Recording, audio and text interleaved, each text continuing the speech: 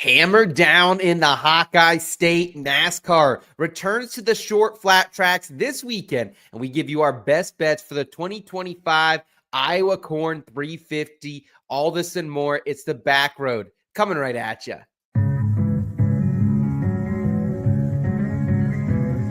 It's a non-points race, but it is a short race. Checker flag doesn't roll this race.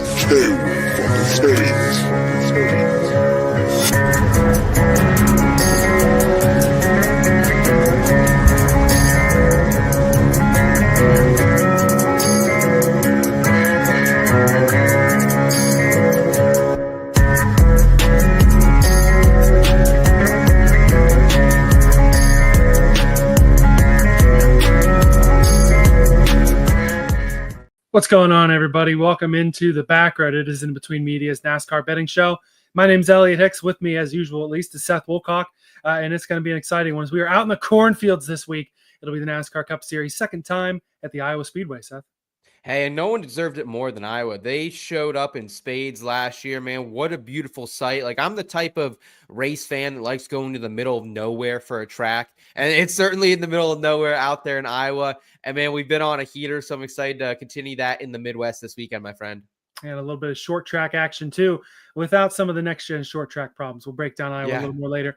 Tonight's program will look like this. As usual, we'll take a look in the rear view, break down Indianapolis, give you reaction to that, as well as news throughout the week in NASCAR. Then in our Horizon Forecast, we will break down the Iowa Speedway and everything you can expect to see this weekend, and then close it out with our parking garage props, where we give you our picks for the Xfinity race, as well as that Cup Series Iowa Corn 350. And we'll have a lot of fun on this show tonight. Thank you so much for joining us, everyone who's joining us live, who is joining us on the audio version on the podcast, who's joining us later on YouTube.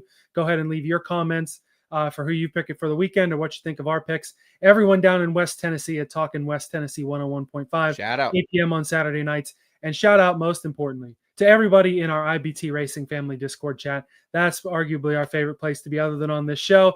The most important thing is it gives you exclusive weekly betting model access that's been on fire lately, and I think it's looking good this week too. You join in the conversation with myself, with Seth, with Rod Villagomez, with Ryan for My Fantasy Race, the brains behind all the fun stuff that we see. And it also gives you entry into our memorabilia giveaways, which we've done from time to time.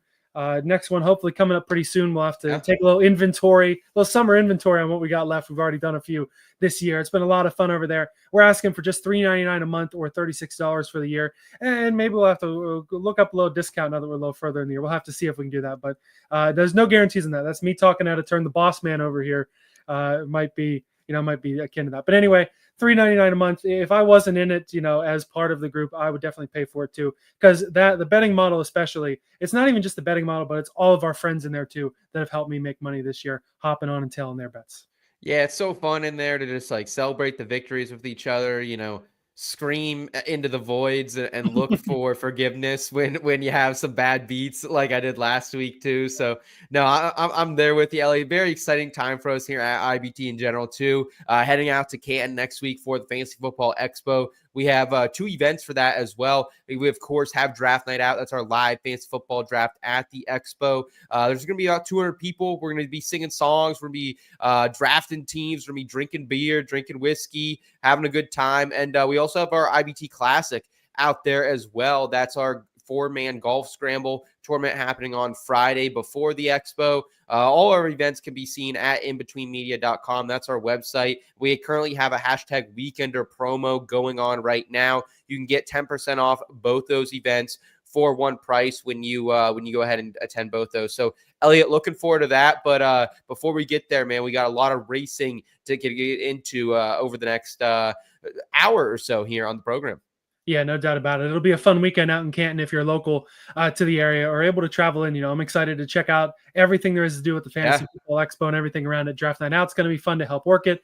IBT Classic, I can work on the old golf swing a little bit out there with everybody. And we probably will do, I believe we're doing a Wednesday show, myself and Rod, next week. So you'll look for us on Wednesday to break down Watkins Glen, I think, is next up, either Watkins Glen or Richmond. I think it's the Glen. But before we get too far ahead there, we do want to take a look back first in the rear view at Indianapolis and IRP.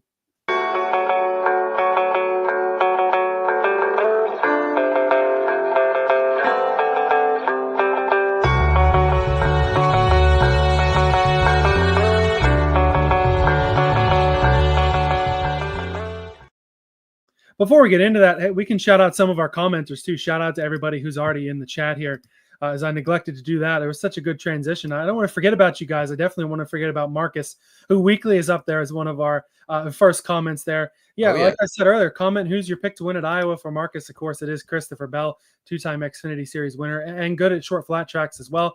We got Cushion here. Marcus going with Blaney, but got my eye on Preece too. A couple of guys you'll hear about a little later.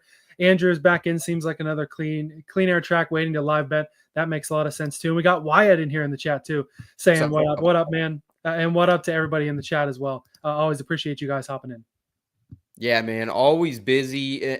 We were even a little late putting up the stream, but I felt like, the moment I did, I knew Marcus, Cush, and the boys would be dropping in. So great to see y'all tonight. Hope everyone's been having a great season like we have on the program so far. It's been a lot of fun. And what we have left, 18, 17, 16 races, something like that, Elliot, for Cup Series. It's going to be a good last stretch here, hopefully. Yeah, Cup's got 14. We got 4 before the playoffs. Wow. Playoff races. Just like that, baby. Yeah, it goes quick. The summer stretch is over. Dale Jr. is out of the booth the rest of the year, and we're to lead Diffie and the boys on NBC. That'll be exciting to hear him call some more races. But we did have some exciting racing in Indianapolis and over at IRP as well. The Truck Series raced over there. Lane Riggs was the dominant truck over there. It was nice to hit that outright that I had on the show with that number 34 truck going to victory lane. Corey Day had a great run as well, runs up to P2.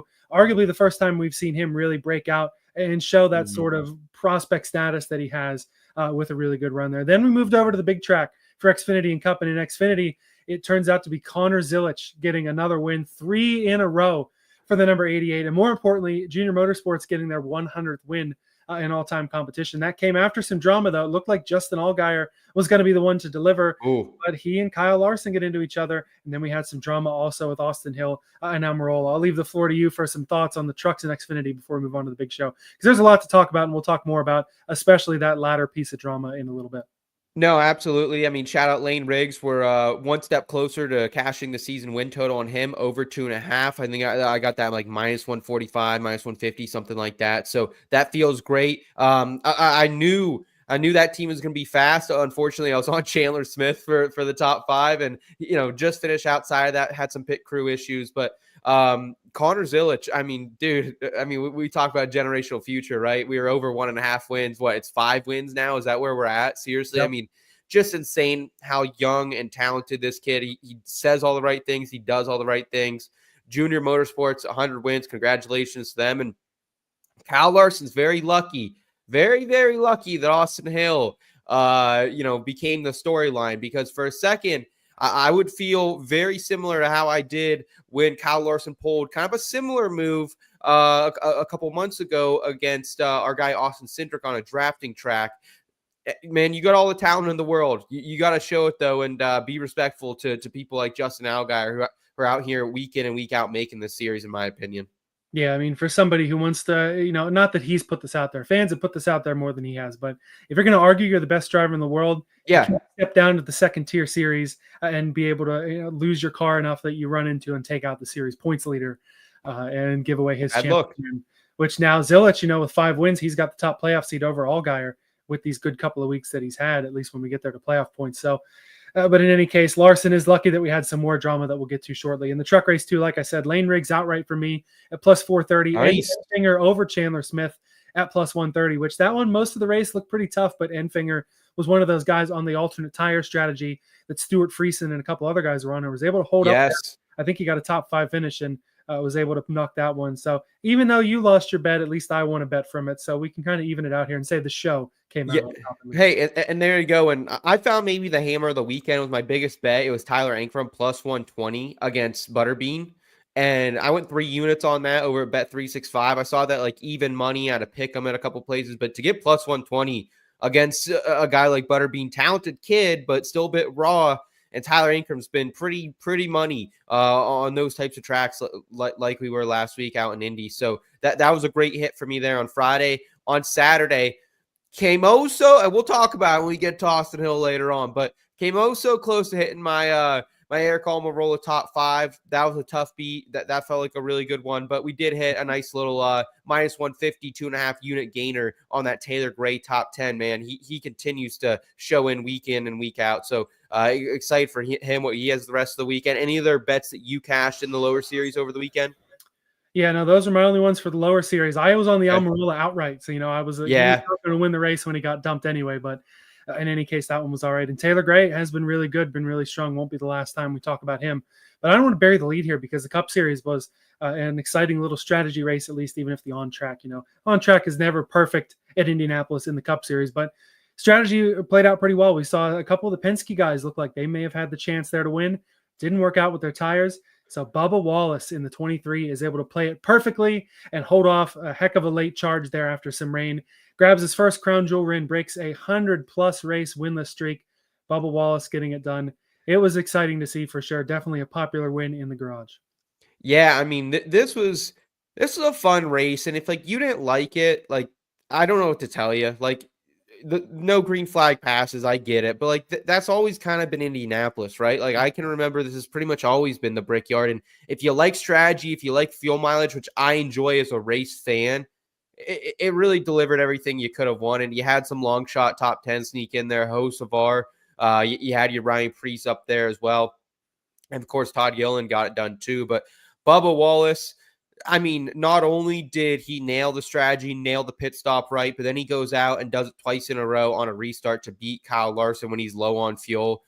Great effort from him. And I kind of got off this 23-11 train, dude. I was pretty worried. I talked about it in Chicago at the beginning of the end for Bubba here in this Toyota club, just because it hasn't been a great season for him, really. But all things came back to me. We hit the Bubba Wallace over 0.5 wins at even money. I had 3 units down on that one, Elliot. And I said, I don't think Bubba Wallace can get to 100 races without a win.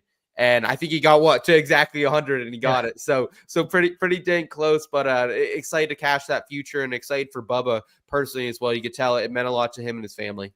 Yeah, the 23 team finally able to lock themselves in the playoffs, not have to worry about the bubble battle, which has been a lot of trouble for them. I talked about it last week with Rod. I wanted to be higher on 23-11. I knew that Bubba had some previous success here, and I know they both were good last year, but it was just so, like you said, vibes. The vibes have not been as good over there. They haven't been able to capitalize on the speed and stuff like that.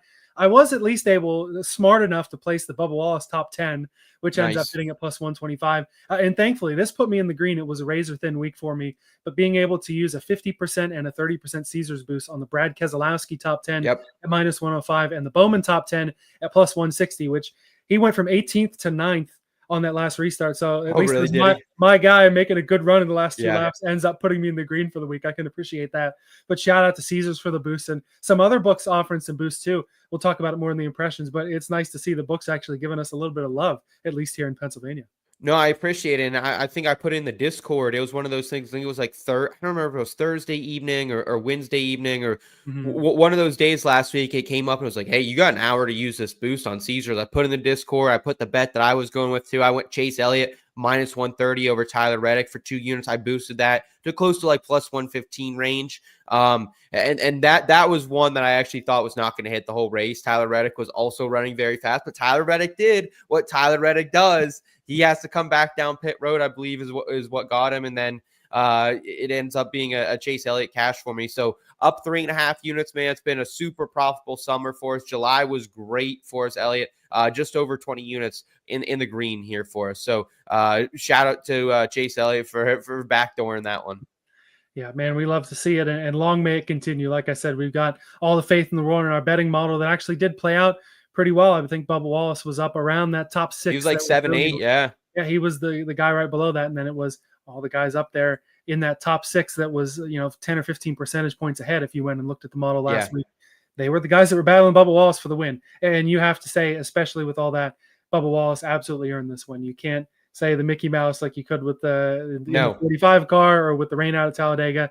He earned this win, and regardless of your fandom or your opinion of Bubba Wallace, he earned it, and I'm happy for him too. Yeah, hats off, man. Hats off. And I'll be excited to see what 2311 kind of piece together the rest of the year. But big weight off his shoulders. I'm sure it feels good for Denny and Michael and the boys. So, yeah, we'll see if they can keep it up here as we head to Iowa. Yeah, Denny Hamlin too, coming all the way from last to third there, was able to Yeah, keep the bricks as an owner at least, even though he's still waiting on getting it done as a driver. Still just needs that last one crown jewel, but at least you can put an asterisk. He got it as an owner if he never gets it done. So for Denny Hamlin, fun day for him as well. The Cup Series, not a lot of major news this week, but the lower series, definitely some big things, including the big news of the week that Austin Hill was suspended for the Iowa weekend from that contact with Eric Almirola. It just seemed like some hard racing between the 21 and the 19, to where Almirola, we know that he races rough. We saw it at Phoenix. We know that he won't hesitate to put a guy on the wall or rub against, but there's a big difference between a little bit of contact running for the win or a top 10 spot and right hooking somebody hard into the wall at Indianapolis, especially a guy like Almirola, who said that hit may have been just as hard as when he broke his back at Kansas about a decade ago. I would say, again, same thing, regardless of your opinion on how Almirola would have drove, that was just a bridge too far, and NASCAR, I think, made the right decision to suspend the 21. Yeah, to all the Austin Hill apologists on the internet right now, like, get real. Let's get real, honestly. Like, you have the white gloves, you can see it. Like, Yes. I guess you can make the argument he was trying to correct it and save it. Like, Almirola definitely gave him a little bump. And I wish, for my own sake, who bet on Almirola, that he didn't do that. But at the same time, this is a repeat offense, right? Like, Yeah. Austin Hill did the same freaking thing to Cole Custer last year at Charlotte. Similar, not the exact same, but, who was on Cole Custer that day? I was as well, top 5. So, it feels like I got a little bit of a trend going. So I'm personally angered by this. But then to come down pit road and, like, mother F NASCAR, bad look, man. Like, this is why I've said it before. Austin Hill's a great driver. He will be an Xfinity series great, but he will never be a Sunday driver because of this type of behavior. And he thinks because he's a big dude and he's big country, which, hey, we all love big country. Yeah, I'm not afraid to bet him on super speedway. Like, it is what it is. But at the same time, this isn't great. Like, it's just a bad look, and it's dangerous for a guy like Eric Almirola, who has, had a series of bad injuries. So yeah, just a terrible look, man. Yeah, and you talk about the emotion too. He was, NASCAR held him for 5 laps in the race, and you're right. He said, all of this is mother effing, you know what, and this and that and the other. And even guys like Ryan Blaney have talked about it. You can be like that in the car and yell and swear and everything like that. But there's, again, a big difference between saying a few bad words in the car and saying a few bad words directly to NASCAR after you right hook somebody. And the biggest thing for this too is not even just the suspension, but the bigger hit. Hill is the first suspension under NASCAR's new suspension/waiver rules, where now, of course, he'll get the waiver to stay in the playoffs. He'll miss this race, but all of the playoff points that he's gotten all season so far, as well as all the rest he'll get for the rest of the regular season, will all be wiped out. So Austin Hill will start the playoffs with no additional playoff points. He won't get any from his position in the points. He won't get any from his wins. He won't get any from his stage wins. It will all reset to 0. You will be able to earn them in the playoffs, though. But if you have an Austin Hill future for a championship, or if you were considering it, you have to keep in mind that he will be seated at the back of the field come playoff time. Oh, yeah. I mean, this is a huge, huge, huge loss for him, man, especially when you consider that there's guys like Connor Zilic who have 29 playoff points. Gator has 22 himself. I think Hill was at 21, so he would have been as third in the standings if that had held similar. Yep. Yeah, so he's me back in the pack now, man, and he's got some ground to make up here. So we'll see what can happen down the stretch, Elliot, but it will be tough. And if you have, I know you have a championship future on Zilic. I have one on Jesse Love. So feeling a little bit good about those. I feel like, really when you look at things big picture here at Zilic, it's Gator, it's Love. And then I don't know who's in that 4th spot. You can probably make an argument for Sam Mayer. He's run pretty good so far this season, consistent, not race-winning speed. And then Taylor Gray, who I'm sure we'll talk about later, he's another guy I think that belongs in that conversation, as well as potentially another JGR guy and Brandon Jones. But we all know how I think about Brandon Jones. Yeah, and that 4th guy can be anybody. We saw last year Allmendinger didn't have a win until he won his way into the championship. Yeah. I wish I had a championship future on Zilic. I did not. You didn't? I thought you did. I wish that I did. I talked about it last week about how I should get on that. I looked at it today, and at some books it was as low as like plus 145. So Holy despite that cow. I'm just going to be thankful for Zilich that I had the over 1.5, over 2.5 Yeah. to basically put my entire season long in the green, regardless of what happens. Agreed. I'd be happy with that. But I do also have one on Jesse Love, so that's neat to see. And I wonder if this will affect the RCR dynamic at all. I don't know if Austin Hill will be more upset or if they'll kind of lean toward Love or whatever. But anyway, that's for further down the road. As for this weekend, Austin Dillon will replace Austin Hill in the 21. I know a lot of people were kind of clamoring for Kyle Busch, but it will be Austin Dillon, and no surprise that he will hop in the 21 this weekend. Yeah, I mean, we'll see what Austin Dillon can do. I got a bet later, potentially fading him. So I got some thoughts on that. But a couple other news items here at the Xfinity Series this week, Elliot. Yeah, there's been a lot going on in the Xfinity Series. Josh Williams, who was driving the number 11 for Kaulig Racing, they parted ways. Kaulig basically released him. Various drivers will take over this 11 the rest of the season. Carson Hocevar will drive it this weekend at Iowa. Will Brown is going to come back stateside and drive it at Portland next month, and a couple other drivers will fill in. It'll give Kaulig. Chris Rice came out and said, hey, we're not shutting down our Xfinity program. We know there have been rumors out there. That's our staple, and we're going to get some drivers, almost kind of like what AM Racing did last year when they got rid of Haley Deegan. They're going to bring in some guys who really know how to drive race cars. Not that Josh Williams doesn't, but things haven't gone the way that we thought they would for him. He hasn't really shown any sort of improvement there. That car has not run any better than Josh Williams ran with DGM in worse equipment a couple of years ago. But it'll really also give Kaulig an idea of how their program is, because we know Christian Eckes is a talented driver, hasn't won a race this year. This 11 car hasn't come close to winning a race since he's been in there. Daniel Dye, a kid that's still also learning, but also really hasn't been in contention for wins. Kaulig Racing at the Xfinity level is not the juggernaut that they once were. You can argue they don't have as many talented drivers in there, but like I said, with AM Racing, like what they did last year, we'll see how it is with some talented drivers in this car the next few weeks.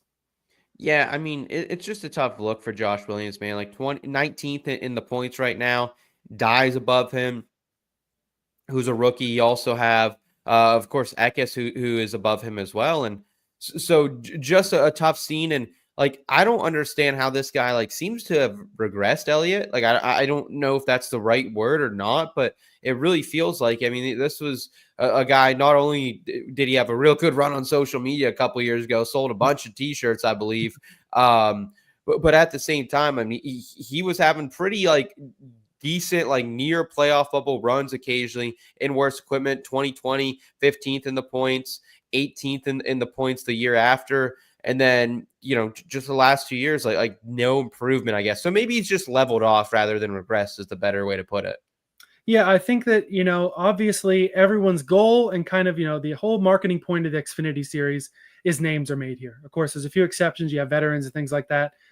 But not everybody that's in Xfinity week in, week out is going to become a Cup regular or even is going to do well at the Xfinity level. We see guys that have come and gone over the decades that, oh, hey, this dude's kind of cool. This dude's got this chance, and this dude kind of fades away.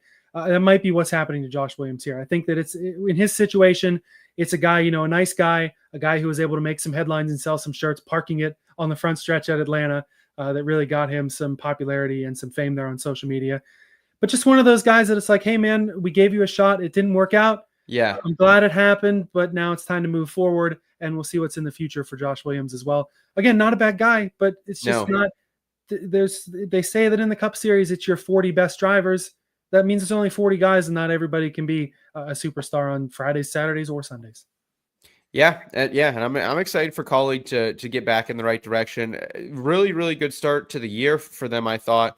Honestly, I mean, we are hitting some Daniel Dye long shot top tens, brother, and Christian Eckes was coming through for us in matchups as well. But they've kind of both been on been on the snide lately. But 7 top tens for Dye, 8 for Eckes so far this season. Josh Williams only had 2, so it makes their decision justified. And hopefully they can get some answers here down the stretch with putting some proven veterans in this Kaulig equipment. Yeah, they're going to try to improve, and it'll be an interesting seat if they can improve. That'll be open next year. Of course, there's always a lot of silly season movement. You know, Harrison Burton hops in that AM Racing car and has had some decent runs. Could be a situation like that we'll keep an eye out for in the winter. One more piece of news that we've got. Our thoughts and prayers to Stewart Freisen, who was involved in a really, really bad dirt-modified crash racing during the week up home in Canada. His exact injuries, he's got some pelvis fractures as well as a fractured leg. It's a rough time. He was transported to a hospital closer to home in New York.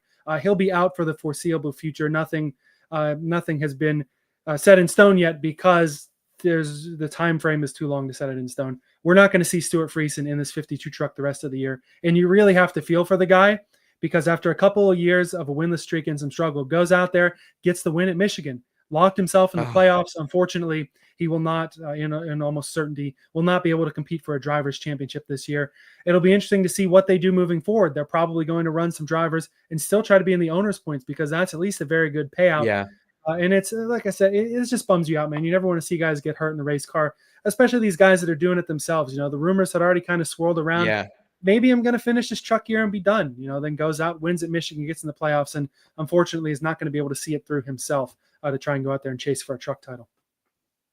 Yeah, man, this is a bummer. Stewart Friesen is a guy that if you love racing, you like this Canadian guy, right? I mean, always wears his heart on his sleeve. Race is hard, but race is clean. Knows where that line is, unlike some people, Austin Hill. But I love our Canadian friend from up north. So thoughts and prayers are with him, with his family. Tough scene, and hopefully he will come back because the Truck Series and NASCAR as a whole is better when this kind gentleman, who I'm sure loves himself some maple syrup, is inside a truck. Yeah, no doubt about it. He'll hope that he can get back to racing at some point soon, but unfortunately, just major injuries. And just glad that he's at least, he's able to make it through. And best wishes on his recovery. Because if you saw the video, it was a pretty rough crash. Shout out to everyone who builds those cars too, and all the team, the medical team that has helped him so far to keep him in at least the condition that he is now. Do Canadians actually like maple syrup? Do you think, or is that just like a stereotype? I would assume so. I haven't spent a whole lot of time in Canada. Some family was just up there recently, so maybe I'll have to ask if there was some maple syrup floating around on the restaurant table. Let us know down below in the comments if you happen to be from Canada or know some folks from Canada, if there is in fact like a maple syrup, love affair up there. Our good friend, Trash Sandwiches, editor-in-chief here in Between Media, she is from Vermont, and she has gifted me real maple syrup from up there. So I'm thinking they do. Also, I don't know how you feel about it, but real maple syrup, I don't want to like shade on it, but there is something about a little Aunt Jemima in the bottle, the good old processed stuff that's pretty good to me. That's that American taste, Seth. You got to spend more time getting some culture up there. Vermont basically is just Canada stateside. It seems yeah. I've been up there more recently than I have to Canada. And yeah, we'll have to see. We'll send a get well card. And P.S. Do you guys really like maple syrup up there? I hope it helps you. It helps you raise your spirits, just as we're doing here on the show. Let's go, Freisen. It was a great weekend in Indianapolis for everybody there. And now we'll turn our attention to Iowa in this week's Horizon Forecast. Let's fire it up. Hey, Michael, it was only 20% chance of rain. I think we got all 20.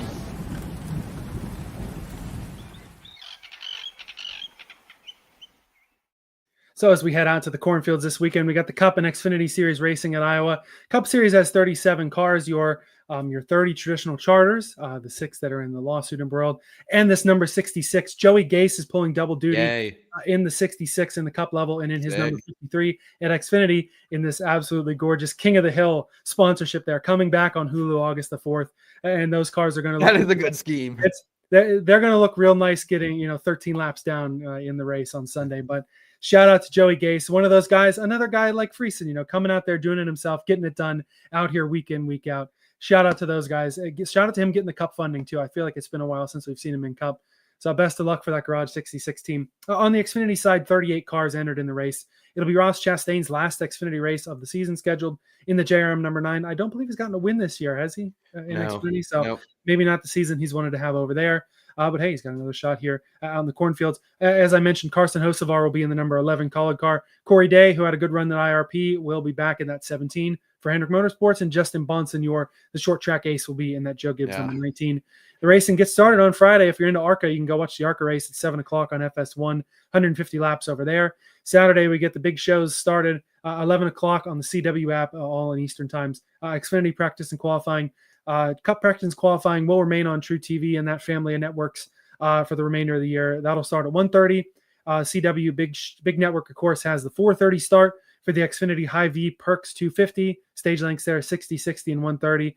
And then USA back on the NBC family of networks around 3:30. The Cup race, the Iowa Corn 350 powered by ethanol with your stage lengths 70, 140, and 140. If I recall correctly, this was a night race last year, right? It kind of stinks that it's not quite as late, or maybe it just started late afternoon and kind of got dark. I was going to say, was there rain involved potentially? Is that maybe what I was always going to say too, but I know I'm going to jinx this if I say it, but I'm just going to say, because I had the thought, and I'm not always great at holding thoughts inside the old dome here, but we haven't had a lot of rain issues lately. Like, I feel like we've had a pretty good summer, despite it there being like rain every freaking day here in Pennsylvania lately. It feels like. Yeah, I mean, knock on wood here on this desk, but I don't think if we had a race move to a Monday this year. I don't think so. No, I hope not. I hate Monday races. And we totally just jinxed it. And I know. Monday Truex Jr. isn't around anymore to save our betting cards if it does. But guys, drop like a rain emoji or like maybe like an umbrella emoji in the chat. Like, let's do a little rain dance in the chat to make sure that we like ward off the jinx that Elliot and I just put on everyone. Well, the rain dances usually bring rain in. So you want to have maybe some sun, throw the sun. Yes, sun emoji, spam sun emojis in the chat. The sun and the corn, and then like the cheers with the beer glasses. Yes, we're hoping for a good Sunday afternoon race. There you go. It's funny. Rain has affected the end of a couple of races lately. Again, shout out to NASCAR. It'd be so easy, man, to just throw in the towel and say, we only got 4 laps to go. This is a big track. We're getting later in the day. We don't want to deal with this. We're going to call it. Just like they did at Dover with 11 laps to go. They get things going again. And that's really cool to see, because I feel like there are some situations, and maybe this is, shout out to TNT as a broadcast partner. We've seen with Fox in the past, okay, drivers to your cars. Oh, except TV doesn't want to go. So we're just going to end the Coke 600. Wow. Shocker. Fox wanted to cut corners and go home, be lazy. Color me shocked. Here we go again. Wait, now they've invested in IndyCar a bit. It's not NASCAR related news, but Fox, the Fox family of the conglomerate, whatever, I think it's just called Fox. They bought a third of IndyCar today through Penske. So Fox now has a large ownership stake over in IndyCar there. And again, part of the butt of the joke in NASCAR is just, okay, you guys should go to IndyCar and let other broadcast partners who care a little more come to the NASCAR deal. Yeah, Bob Pockers better enjoy spending his weekends out in Indy, because I don't know how much more we're going to be seeing Bob at the track after that move. Yeah, oh man, I didn't even think about that. No one wants to lose our beloved Bob Pockers, but we love you, Bob. Thank you, Bob. Thank you, Bob. Shout out Bob Pockers and your Jeff Glucks and everyone else in that world. They're a lot of fun. IndyCar pretty big at Iowa too, as we start to look ahead here. IndyCar maybe not much of a future here, but they've been a big part of the Iowa Speedway's history. The track broke ground in 2005, opened in 2006. Our guy Rusty Wallace, former driver of the Blue Deuce, was one of the lead designers here. Xfinity and Truck Series raced here from 2009 to 2019. A few of those years, they even had 2 races here. Then NASCAR went away from it for a few years, but then Xfinity and Cup, of course, came back last year to this 0.875-mile asphalt oval. Primary comp is Richmond, secondaries New Hampshire, Phoenix, and Gateway. I'll let you talk a little bit about how you put together the model, because we used Phoenix specifically thrown out there because it's the only one of those that we've been to this year. Yeah, it's pretty much it. It's honestly a pretty small data set. Like, we don't have usually we're using next gen total speed rankings, next gen average finishes. We only have the one Iowa race. We're weighing the finish, we're weighing the total speed rankings from that day, the average position, and then we're pretty much looking at what'd you do at Phoenix this year, what have you done at these short flat tracks finish wise since 2024, then a little bit of recent form and some Xfinity series stuff. But those are pretty much the comps. And I always love short flats. I think the short flats race better than most of the short tracks in NASCAR right now for the Cup Series. So I enjoy them. They feel easier to handicap, but we do only have one data set so far this season. And that was all the way back in Phoenix, man, when it was pretty cold, really largely everywhere in the U.S. at that point. So not a lot to go off of. So I got a pretty limited card, at least pre-practice and qualifying, until I see more this weekend. Yeah, I feel like we really do have to handicap this differently than we did last year. Last year, this race was kind of in the middle of June, and we had already gone to Phoenix early in the spring. Yep. We went to Gateway at the end of May, beginning of June, and we'd already been to Richmond. Was that Easter weekend or something like that? Yep. Mm-hmm. I believe we had been up to Richmond too. When now we've only been to Phoenix, and that was at the beginning of March also. Yeah. So it's been quite a while. And another thing that throws a wrench in it too, they had a tire test here June 3rd and 4th. Kyle Busch, Austin Cindric, Chase Briscoe were the guys testing. Brand new tires for both sides coming this weekend. That'll be intriguing to watch out for as well. We know it was at Dover. I believe we had the same thing, and we definitely were trying to be a little more hesitant on that as well. Yeah, at least they tested him this time. But I mean, they honestly didn't make a ton of a difference at Dover. Like, it was better. It made it like more wear. But yeah, I wouldn't expect like anything too crazy different. But yeah, just another weekend. Keep your head on a swivel. Keep it light, off the truck here, I think. You definitely can. I went with a few heavier bets. You'll see my full card in the Discord also. Not heavier bets, but some random sprinkles on a lot of different things because I'm expecting that this could go any number of ways. Plus, the numbers look pretty good too. We'll get to that in just a moment. We'll go through some trends here too. In terms of what we normally do for our trends, we've only had the one race here. Kyle Larson was your pole sitter, finished 34th after he ran up through the field and crashed himself. Blaney won the race and he started P2. So there you have those trends that we normally have, and that's about it. So we did a little something different for our trends this week, and as I'll mention at the end too, this is probably something we can do at most tracks when we pull out of there. But I mentioned both Xfinity and Truck ran here for about 10 years, 2009 to 2019. Some of those years in the early 2010s, they ran here twice. So if you go back through those records, there are 12 drivers who are past Iowa winners in the Xfinity and Truck series. Brad Keselowski won the inaugural Xfinity race in 2009 back in that GoDaddy number 88. Tony Sr. on the box. I rewatched a little bit of that race the other night. He also won in 2013 in that Penske 22. Kyle Busch won the Xfinity race in 2010. Ricky Stenhouse Jr. won 3 in a row here in Xfinity 2011 and 2012, including a finish where I forget if he blew a tire or his engine blew or something right at the finish line. Carl Edwards had enough speed to pass him, instead smacks right into the back of him. They both crash, and Ricky Stenhouse gets the win there. Chris Buescher won in Xfinity in 2015. I believe that was his championship season in that number 60. Ryan Blaney, your only driver to win in all 3 series. He won the Cup race last year, won in the Trucks and Xfinity in 2012 and 2015. Eric Jones, a 3-time winner here in the Xfinity series in 16 and in the Trucks in 14 and 15. William Byron, if he goes out there and wins in Cup, he'll also have all 3 series done because he's won in Xfinity in 2017 and in the Trucks in 16. Ryan Preece, a big win that really set his career up in the Xfinity series in 2017. Christopher Bell won in 18 and 19 in Xfinity. Chase Briscoe has a 2019 Xfinity win as well. You go all the way back to 2010. Austin Dillon has a Truck Series win. Check also a Truck Series win in 2017. So the Cup Series only has 1 race here, but those are all in top levels of NASCAR. 12 guys who have already won here and had that experience. If you lower that down to include ARCA, you can add Alex Bowman, Ty Dillon, and Ty Gibbs to that list in terms of active drivers. And if you include the good old K&N series, Joey Logano, Chase Elliott, and Todd Gilliland all have wins. So that's not just guys who have experience here. That is 18 drivers in the field who, if you go down to the developmental levels of NASCAR, they've got a victory here. Not even just the experience running here. They've figured out how to win.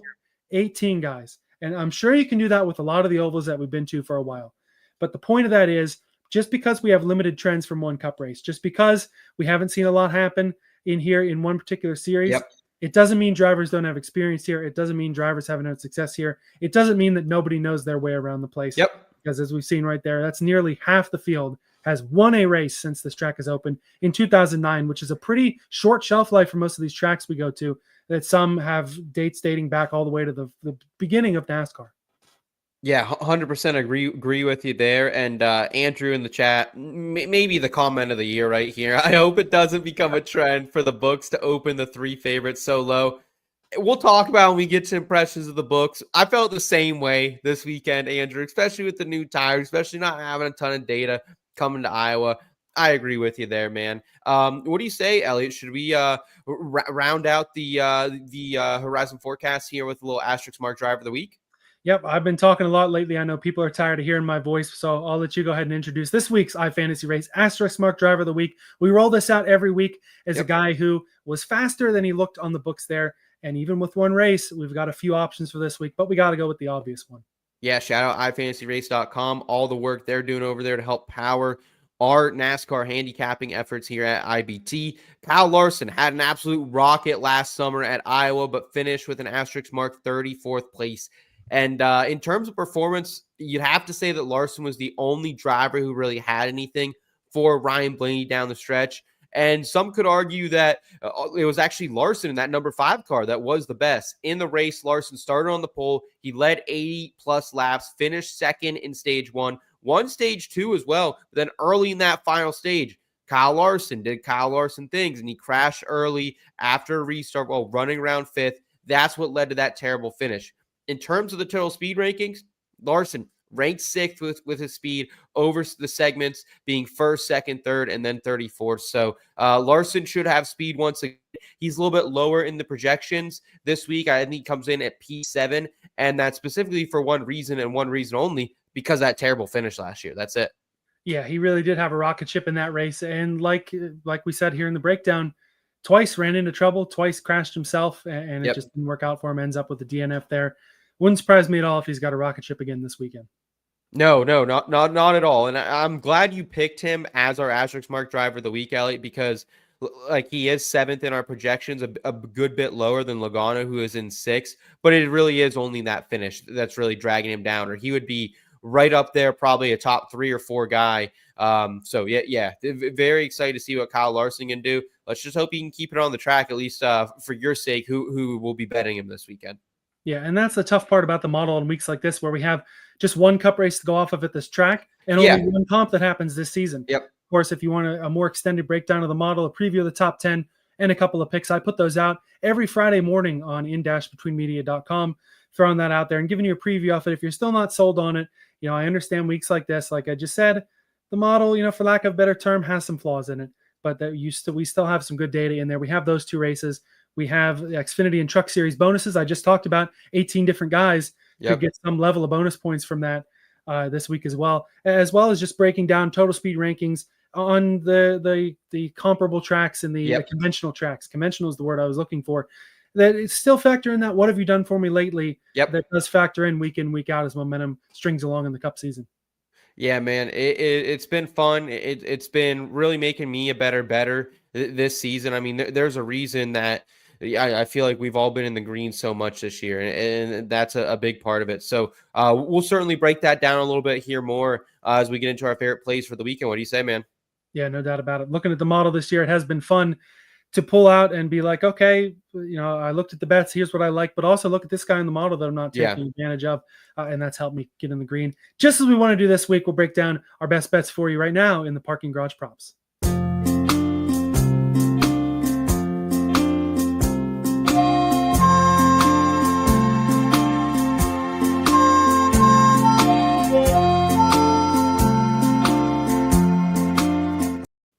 In terms of the impressions of the books, like we just said a few minutes ago with what Andrew said, having the favorites at a pretty low number definitely is kind of a pain in the butt, but I don't blame them because they have to go off of something, and the guys who ran really well last year, they're going to be the favorites. But it really opened up a lot of really good numbers down the board, whether it's book to book or whether it's in general. There are some good numbers out there this week for sure that you can find. I don't feel the same, honestly. I really don't. Like, I just... It's tough because there are a lot of variables coming into this week, man. And like, I would love to bet Kyle Larson. I'd love to bet Christopher Bell or Ryan Blaney. I could see all 3 of those guys winning. I'm not betting them at 5-1. I'm not betting them plus 550. Like, if there was some type of boost somewhere, like I saw Ryan Blaney boosted at plus 575 and gave it a thought, but I just want to see more, I feel like. And so I was actually pretty bummed out, I think, because really I can only see 7-8 cars maybe winning this thing. So I mean, maybe it's just you take a buckshot at all of them, but for me, I was a hard underwhelmed by the books, and I didn't find any boosts this week. Did you? And maybe I overlooked something.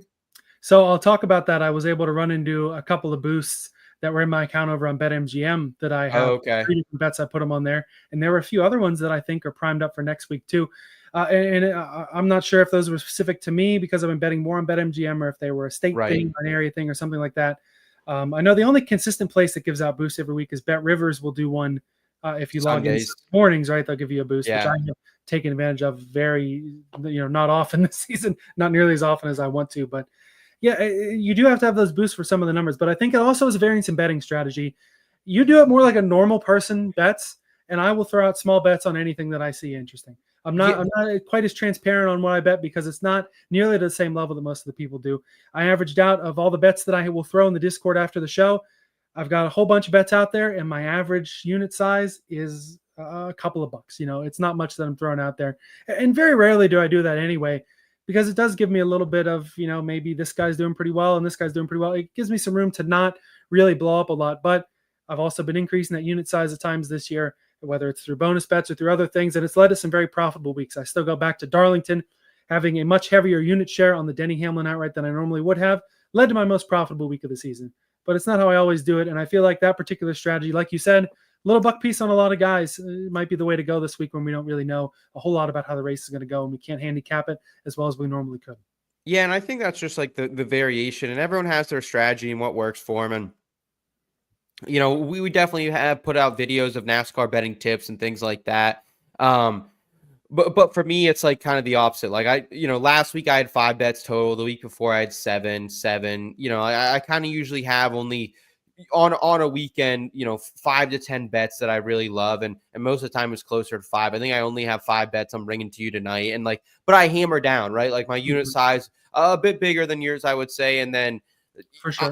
And then I'm also throwing just multiple units at the bets I love. And I'm not afraid to drink the juice. So it's just difference in strategy. And if you're someone like Elliot who likes taking more of a buckshot approach, which I know a lot of our audience does. I know Bob, one of our great listeners, he's usually on 4 or 5 different outrights. He can only bet outrights. In his state, he can't bet props. So he's usually just taking a couple buck shots, which is cool. So, whatever floats your boat, man, whatever brings in the money. But it'll definitely kind of, I guess, skew your outlook on the books this week.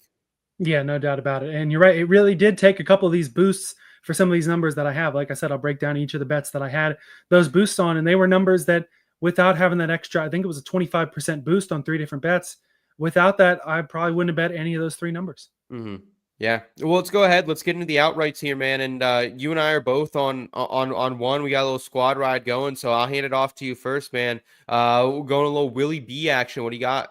Yeah, let's start off right there. Got him at 11-1 on BetRivers, and this is one you can't ignore. A guy who is at the top of our model this week at a 97%. I believe that might be the highest number that I've ever seen on the top of our model. Yeah, do you remember? I remember a 96 for Denny somewhere. But 97 I think is the highest, and he did get the 4 additional points for winning here, additional bonus points that kind of boosted up his score as well, for winning in the truck and Xfinity series. Yeah, and it definitely helps. And even though, like I said, the model's a little more limited in stats this week, that's still a great number. And a big part of that was his P2 run last year. Yep. Had a good race here at the comparables last year at the Spring Phoenix race, or at this year's Spring Phoenix race, led 83 laps and finished P6. Like we just said, winner here in Xfinity and the truck series, just like Blaney was last year. So you want to put together that whole trio set there from Iowa. It's pretty solid. Of course, with William Byron, though, his numbers elsewhere, I saw more like 8-1, 9-1. I didn't like it nearly as much as the 11-1. And that's because it's been typical summer William Byron in a lot of respects. 3 DNFs in the last 5 races, only 2 top 10s in the last 8 races. Yeah. But it's not that he's had no speed. There have been a couple of bad breaks there, both Michigan and Indianapolis, which are in that trend there. Yep. Only 2 top 10s in the last 8. Running top 3, top 5, somewhere in that range.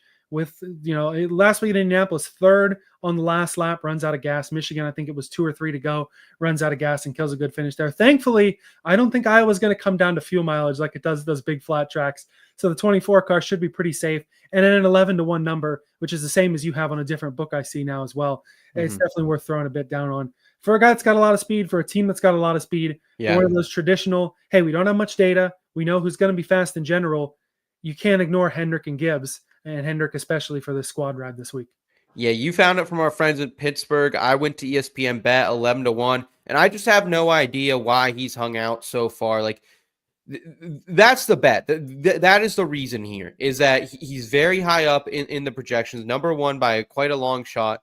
And you got guys like Kyle Larson, Chris Bell, Blaney. I talked about it. I don't want to bet those guys at 5-1.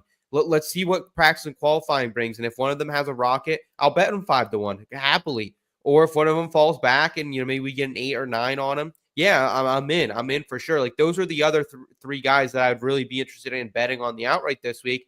But for me, it's just a unit on William Byron. The one thing that we do weigh very heavily, and I think it's the most important stat in NASCAR, is average running position. It tells you what someone's race really was like.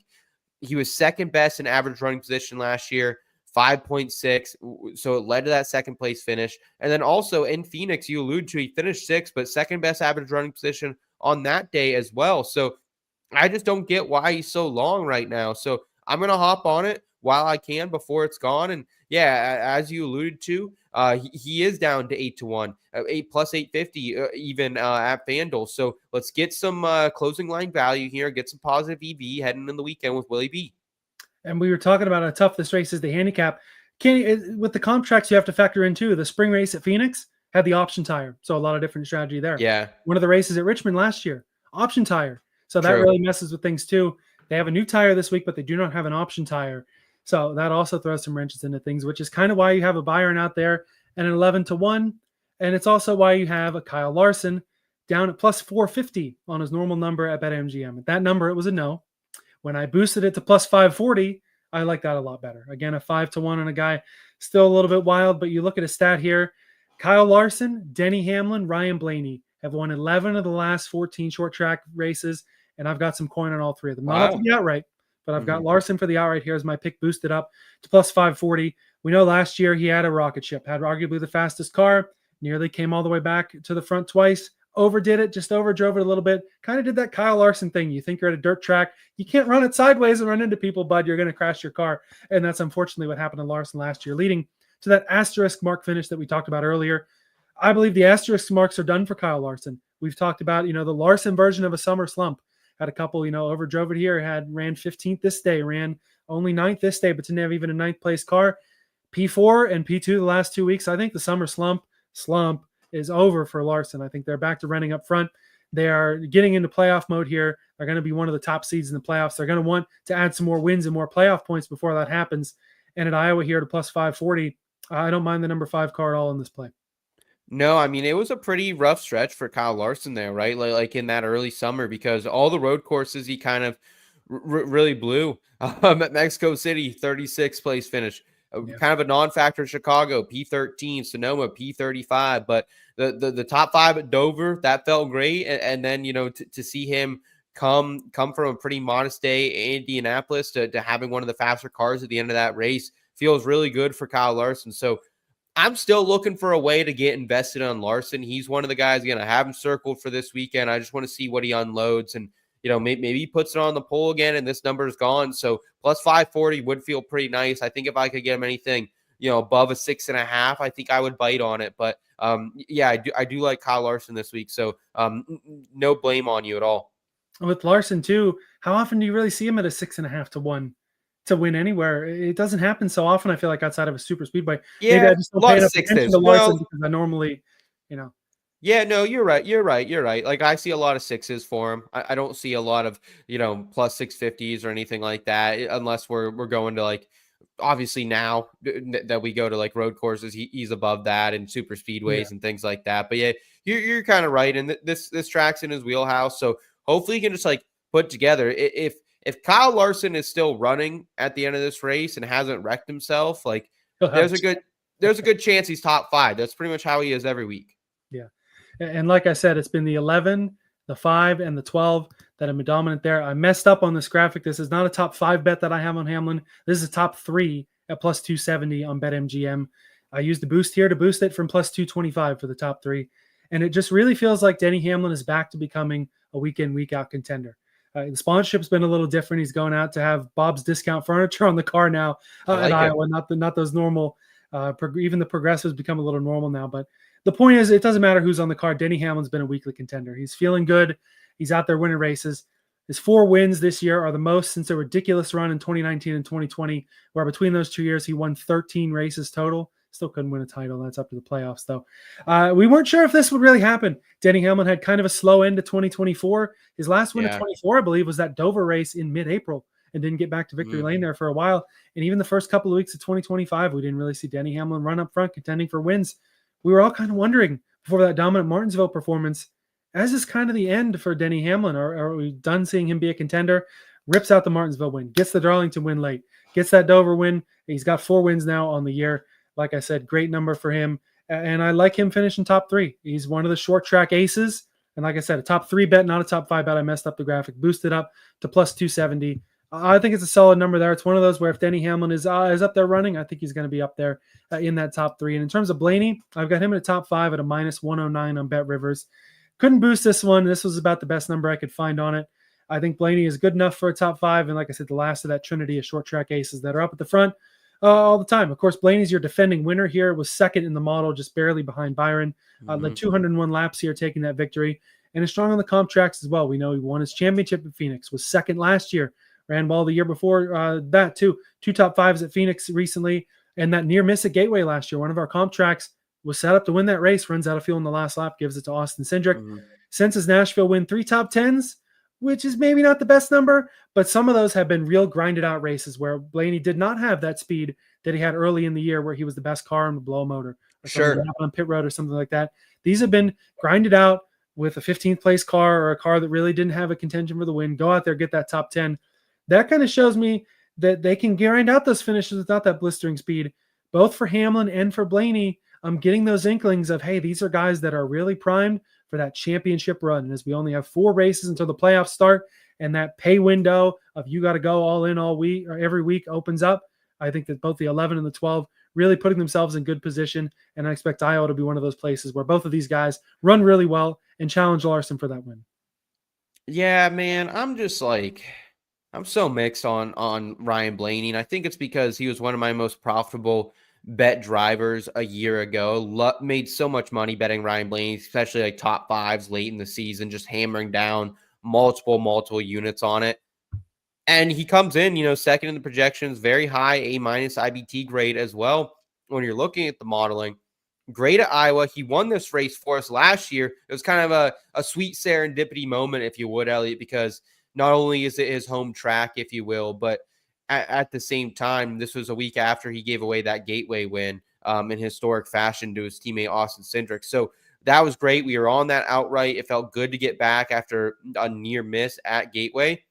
However, I just can't trust this guy. It just seems like one thing after another. I would bet him at Sonoma pretty heavily for that top 10, and he got pushed out at the end. It just feels like some bad luck, but good runs lately. So what do I know, I guess, when it comes to Ryan Blaney and Denny Hamlin? The issue I have with him is he's a mixed bag. He had a terrible run in Iowa last year. Absolutely terrible. We're talking bottom 3 in the total speed rankings, bottom 6 in average running position. However, top 5 in Phoenix average running position this year. Number 2 in short flat track average finish since 2024. And more importantly, probably recent form, 2025 total speed rankings at conventionals. He's second. So everything but Iowa specific stats are telling you to bet Denny Hamlin. I don't know what happened to him last year that he was just so far off, but he has a couple of those races every year. Mm-hmm. Yeah, they must have just missed on the setup. And if it were, say we had 3 races here and Denny Hamlin ran like garbage in all of them, yeah, I'm not betting the top 3 for him. I don't know them betting the top 10 for him. But with just one race, it can be an outlier. You never know. Maybe they tried to swing and miss at something wild in the setup there, knowing that at the time, I think they were still the series wins leader with those 3 early season wins like Bell was. Maybe they just swung and missed at something and ran like crap, because we have seen that from Bell, who was in that position. 3 early wins. You can kind of do whatever you want to do in the midseason. Maybe it just doesn't work out. And maybe a guy like Denny Hamlin, I don't think he was coming out to Iowa very often for those standalone Xfinity and truck weekends. Just a guy who maybe needed some more laps on the track and kind of got put behind there. I'm not expecting Denny Hamlin to go out and run 30th again this week. That's for sure.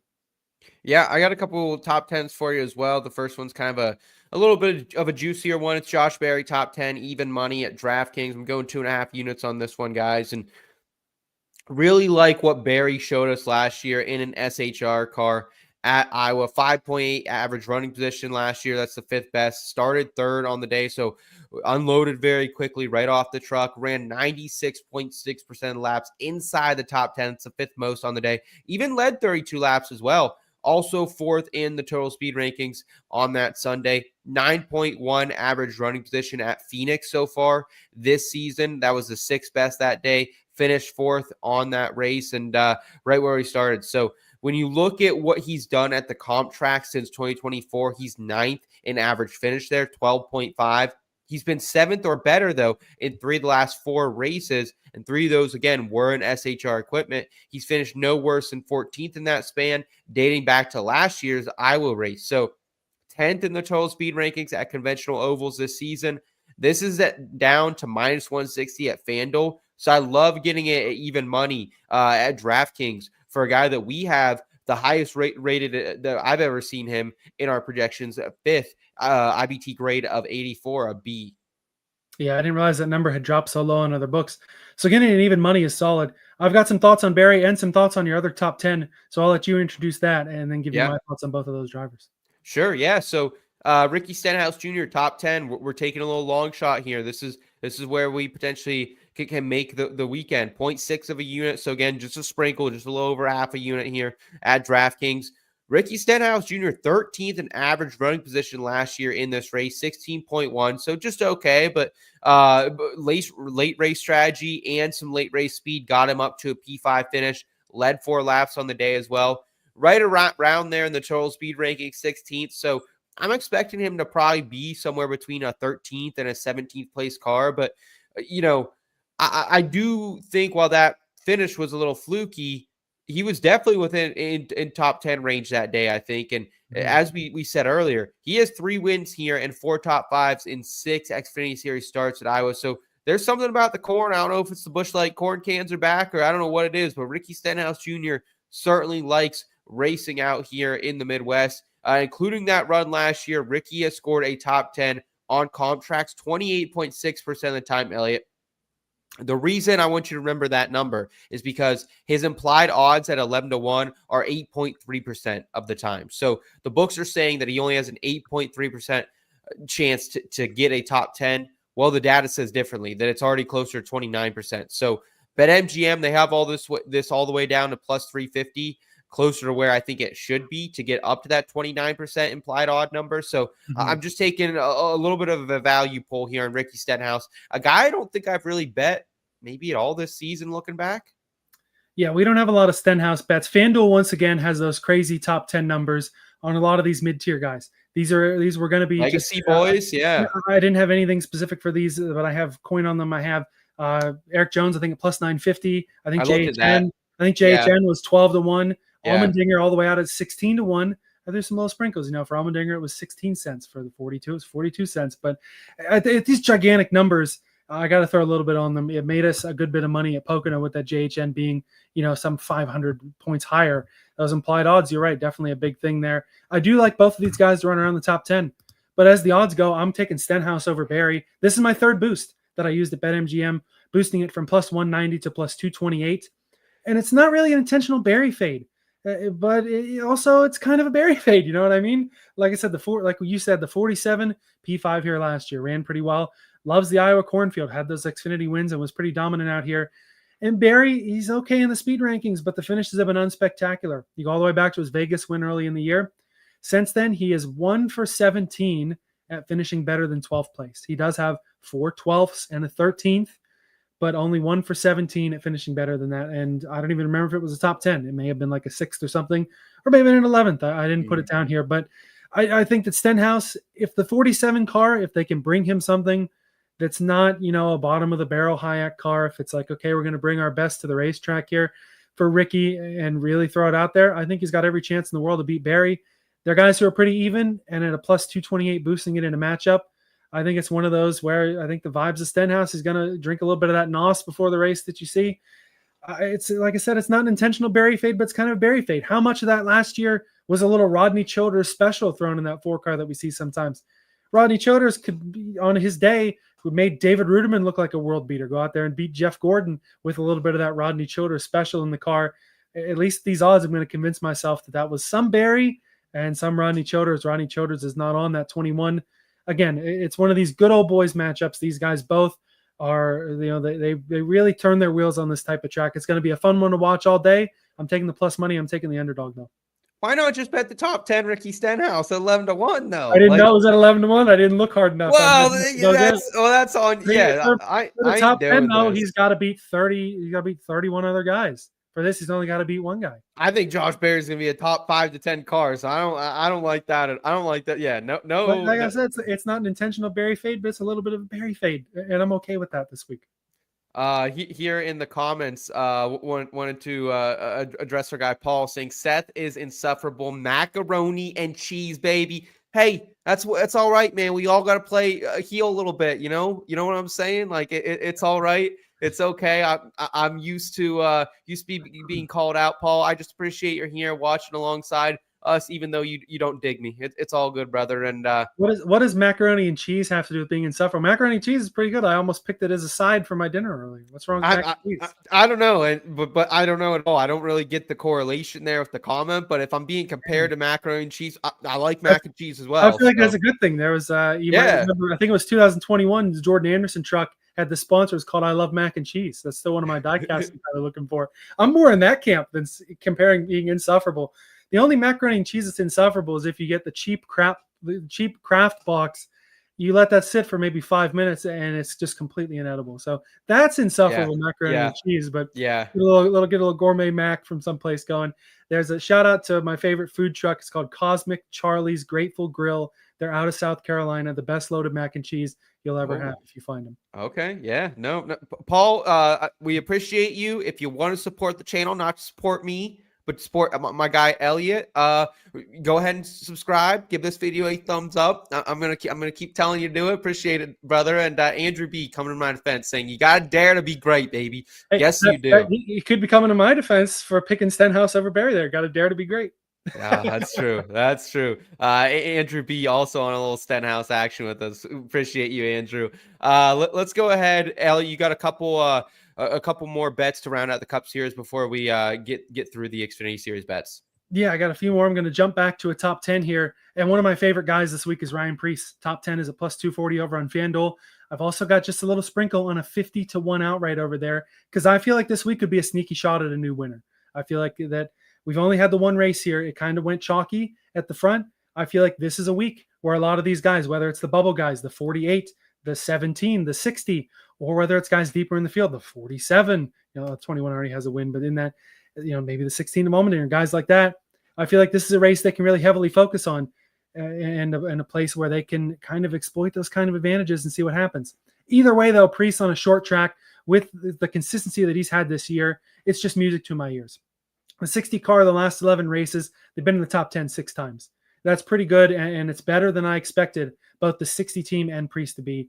At Phoenix, they led laps on the alternate strategy, might have had a shot there. At Loudon last year, his home track, P11, so a pretty good run there for a dying SHR. Like I said, 2017 as well, that Xfinity Series win with Joe Gibbs Racing, outdueling another young gun in Kyle Benjamin. Didn't work out for him. He's out. Ryan Preece is in the Cup Series now. It really gave his career the credence that it needed, and now he's out there battling for the Cup playoffs on points. Not even just he got a win and gets in, or he had a couple lucky finishes to keep him up. They've run well enough all year. This has been a great year for the 60, and I feel like I said, battling for the Cup playoffs now with his teammate Buescher. I've also got a couple of bets on him that'll be over in the Discord. Like I said, the top 10 is pretty cracked over there on FanDuel for this mid-tier if you're not expecting things to go super chalky. But in terms of Preece, he's one of those guys. I think it's the 60 and the 48 that are going to be most likely to pull off a win, maybe the 17 as well. The new winners might not be over. We know SVG's probably got the Glen. We know Daytona can be anything. But I do think Iowa has an underrated shot at one of these guys being and a come-from-behind winner. I know I'm talking about the top 10. I don't think it's going to be the 60 winning this race, but I do like him for a top 10. And it's been at every kind of track. Top 10 at Chicago, top 10 last week at Indianapolis, top 10s earlier in the year at places you would not have expected Ryan Preece to go out and run top 10. It's been a good season. Who knows how often I'm going to continue to bet him, though, especially if it's into the playoffs and they don't make it. Who knows how that 60 car is going to round out the year after a long season. But for right now, I'm all in. I really like it. 6 top 10s, last 11 races. Like I said, it's the same. It's the Rod Villagomez, Tyler Ankrum argument. If a guy's going to punch you in the face, he's going to hit 6 out of 11 times. That's about a coin flip. I'll take a coin flip at plus 240 for the 60. Yeah, I get the play, and like really good at Phoenix too. I mean, top 7 in average running position. So I like that for Preece. The thing that hurts me is, one of those times that he didn't get the top 10 was when I was on him in Mexico City when he got P11, got spun around and had to make his way back. But the bad beat for me aside, I don't hate the play. What else do you have here for the Cup Series? We've kind of both been out of the group bets for a while, but I wanted to find a way to get on Chase Briscoe this week in the 19. And the best way that I found it was Group C over on Bet365 at 2-1 to win that group. This is against Barry, Keselowski, and Busch. Again, not really trying to fade Barry, but like I said, I wanted something on Chase Briscoe. Started P6 here last year, which I didn't remember. Had some of that same speed the 4 car had. Has the Phoenix win from a couple of years ago. He's led in each of the last 4 and 7 of the last 9 races. We know he's qualified so well in this 19 car. They've had the Saturday speed. Already has surpassed his career high in top 5s. equal for top 10s and for his career high, and there's still plenty of season to go and plenty of playoffs to go for this 19 car. He's shown he deserves this ride. He's shown that he is a more bettable guy than we think. And, I don't like him for an outright. I don't know exactly where he's going to finish in this race, but I wanted to throw a little something on Briscoe, and I like him against all three of these guys. We know Barry's been all right here. I feel like neither Keselowski or Busch are really going to have the same level of speed this 19 car I'm expecting him to have. So at a 2-1, I'm taking a stab on him in this group. I like him in theory. Like I like the idea of Chase Briscoe this weekend because coming into the season, this is where I thought one of the tracks he could honestly win. Still feeling pretty good. I got the over 1.5 wins this season for the future bet. I think a plus 125. So still looking forward to that. But projections didn't love him. Not great at Phoenix so far this season. Had some unluckiness there. Kind of got unlucky in a bad finish at Iowa in the ghost of SHR there. So just the numbers weren't talking to me enough to bet Chase, but my heart does want to bet Chase. And I thought about fading him in a matchup actually against Barry head to head. Barry was also even money against him as the big underdog. And I was just like, Chase Briscoe could actually run 5th. You know what I mean? He really could. Yeah. So yeah. Yep. Yeah, and I understand all that, which is why I just went with him in this group here. I got faith in run with all these drivers, and like you said, Phoenix early this year wasn't quite adjusted to those 19 cars and had some bad luck there. Last year at Iowa, dying team, had kind of some bad luck there as well. I'm betting they're not going to have that same sort of bad luck, and I'm taking Briscoe in this group. Last bet that I have on the Cup side here, as we're getting down toward the end of the show here. This is one that maybe I just missed the craziness of the in-season tournament stuff. Now that's over. Congrats to Ty Gibbs. Nobody cared enough for us to even really mention that. Wish Ty Dillon would have won. It would have been more fun. But in any case, it would have been more fun. I had a 400-1 ticket that BetRivers wouldn't let me cash out. And, I didn't know you put a ticket on to win the whole thing. Yeah, I put it. Yeah, we talked about it. We talked about it months ago in our early. But I put it even before I saw the seeding. That was the bet. It was him, and I had a JHN ticket once after I saw the seeding. So I was heartbroken how that actually finished out. But go ahead. Sorry. Holy cow! I figured you would have been talking about that more throughout the run. No, because I knew exactly how this would end. So I just tried to keep my head. I had a whole speech prepared. So I was just waiting until the end. But go ahead. Sorry, we're low on time. Yeah. So all right, running through this matchups parlay here. I was betting the Tyler Reddick over Logano matchup, which was somewhere at like plus 125 or something like that over on Caesars. Hey, 2311's got the speed. I'm all in after Indianapolis, and Penske is back and forth. I had this pre-made matchups parlay called the Can of Corn thrown at me from Caesars. It was weird. I've never had it. It was recommended to me as I was betting one of those. And like I said, I missed the in-season tournament bets. I'm always down for some crazy on a sprinkle. So at plus 43.90 over on Caesars, this is a matchup parlay. The 45 over the 22. So that's Reddick over Logano, Bubba Wallace over Cindric, Ross Chastain over Chris Buescher, Alex Bowman over Ty Gibbs, Ryan Blaney over Christopher Bell, and Chase Briscoe over Josh Berry. Again, I had that Reddick over Logano separately and had this recommended. We know 2311's got the speed after last week, and it's reasonable with that momentum they can get past Penske. Logano ran it right here last year. Blaney won, of course, but I've got Blaney winning a matchup and the other two losing the matchup, so I'm fine with that, with how it's been.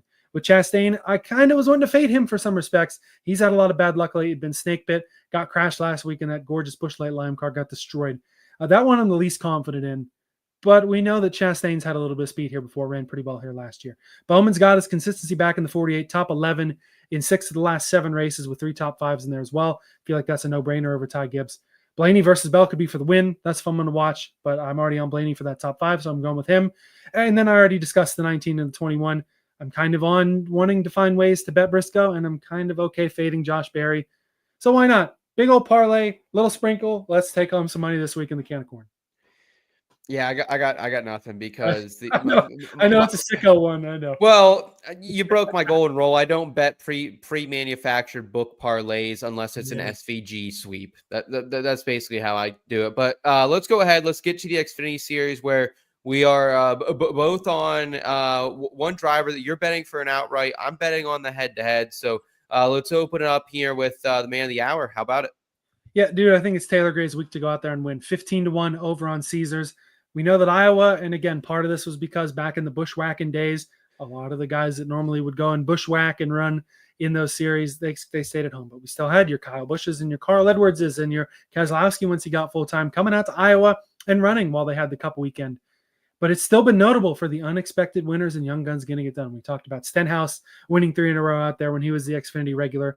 your Ryan Preeces of the world. Sam Hornish Jr. had 2 wins in a Joe Gibbs Toyota out at Iowa. We see these talented drivers get it done out here, and I think for this week, it's Taylor Gray finally getting over that hump. The kid's getting so close to his first win. You look at his last 7 races, P2, P9, and a P5. In the middle of the sandwich is the DVP crash at Chicago. Not a good week, but we're at an oval. We're not at a road course. After that, rebounding P7, P7, P3, really having a chance last week to go out there and win in Indianapolis. For a minute, he was ahead of Connor Zilic there. Zilic had to make a great move to get back in there. I think that for Taylor Gray, it's been coming closer. He and Jason Ratcliffe really gelling there. I think this is the week for Taylor Gray, going out there in the cornfield, locking himself into these playoffs at a 15-1 over on Caesars. Yeah, I couldn't agree more with the hype around this kid and the excitement. And I'm considering potentially doing like the win show place outright over at Bet365 because I do think Taylor Gray could be in position to get a top 4 finish. For me, though, I'm just right now currently hammering down 4 units. This is the bet of the week. If you stuck around this long, this is my favorite bet of the week. -125 against Austin Dillon. Taylor Gray. Quickly, we do these awards at the end of the season. The bettor's MVP is the big one we give out. And Taylor Gray's making a play for it right now, man. 11 top 10s in 21 races already. And he's always seems to be delivering at the tracks that he should be. Pocono, all these short flat tracks, the road courses. He doesn't disappoint. And he has never raced at Iowa in Xfinity or Truck, Elliot. However, he does have 2 ARCA top 5s in 3 starts. And at comps, the thing that really drove me to betting Taylor Gray, he started 9th at Phoenix this year, and he finished 6th. And then the only other comp track that he has on his resume here, it was his first ever Xfinity Series start in Richmond last year. And remember, he started all the way back in P27. He drove up to 3rd place. So Taylor Gray, I would love to rip a top 10 on him like I did last week, but instead I'm going to send it over Austin Dillon, who's subbing in for Austin Hill in that RCR number 21 car. AD has an average finish of 19.0 in his last 10 Xfinity Series starts since 2021. Both RCR cars finished P29 or worse. I am fading Austin Dillon against Taylor Gray. I have no problem fading either of the substitute drivers this week. I don't know that Austin Dillon is really going to throw it out there like crazy. And the numbers have been way too high on Hocevar. I think Caesars had him as maybe the 3rd or 4th favorite in this race. And I don't think that 11 car is going to come anywhere near victory lane. This guy, though, the 00, I like betting Sheldon Creed here this week. Yeah, so, we did the whole in the arms of it a couple weeks ago. We sent them off and we said no more Xfinity Series top 10s. They're back, baby. They came back last week. We celebrated. We hit that Taylor Gray top 10, and I'm right back on with Sheldon Creed here, -150 ESPN bet. Give me 3 units. Opting for another juice top 10. Come on down, Creed here. Started 3rd, finished 5th here last year in this race. Finished 2nd and 6th in both stages. So he was running up front all day. Started 2nd and wrecked out a Phoenix's race earlier this season. Also finished P7 or better in the 3 of the 4 other comps from last season on short flat tracks. Only time he didn't was when he wrecked out of Richmond. So if this car is on the lead lap, if he doesn't wreck out, I think it is very much a top 10 car for Sheldon Creed on Saturday. That is clutch. I did not realize the Xfinity top 10s were back over on ESPN. I'm going to have to go take a look at those after this because I love those Xfinity top 10s. Just keep them around when we get back to the road courses at the Glen because I want some Austin Green money. But some Creed money there, also looking good for this weekend.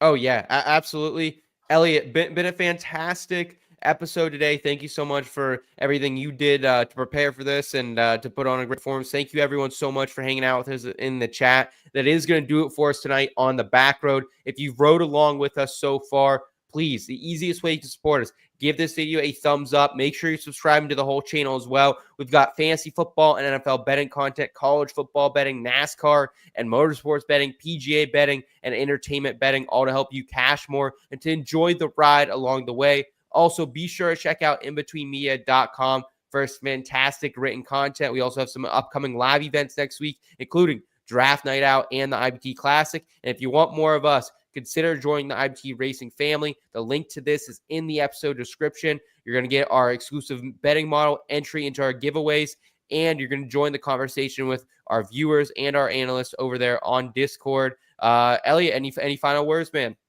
Just thanks for rolling on down the Backroad with us. Best of luck with your bets this weekend. If you're watching live, be sure to tune in next Wednesday, to roll on down the Backroad with us again. See you next time, everyone.